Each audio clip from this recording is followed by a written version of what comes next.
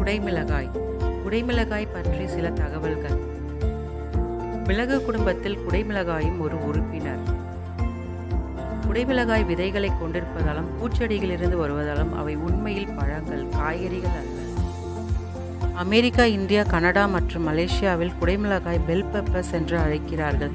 Australia மற்றும் நியூசிலாந்தில் capsicum என்று அழைக்கிறார்கள். ஆங்கிலேயர்கள் அவர்களை மிளகு என்று அழைக்கிறார்கள். ஜப்பானியர்கள் அவர்களை பப்பரிக்கா என்று அழைக்கிறார்கள். சிலர் பெல் பெப்பர்ஸை இனிப்பு மிளகு என்று குறிப்பிடுகிறார்கள்.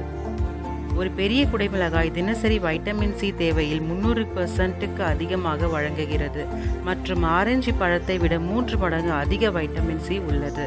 சிவப்பு, மஞ்சள், ஆரஞ்சு குடைமிளகாய் வெறுமன பச்சை குடைமிளகாய் ஆகும். அவை தொடர்ந்து பழுக்க வைக்க கொடியின் மீது விடப்படுகின்றன. சிவப்பு குடைமிளகாய் பச்சை நிறத்தை விட இனிமையானது, ஏனெனில் குடைமிளகாய் பழுக்கும் பொழுது இனிமையாகும். குடைமிளகாய் பச்சை, மஞ்சள், ஆரஞ்சு மற்றும் சிவப்பு நிறத்தில் உள்ளன. மிகவும் அரிதாக பழுப்பு வெள்ளை, லாவெண்டர் மற்றும் அடர் ஊதா நிறத்திலும் காணலாம்.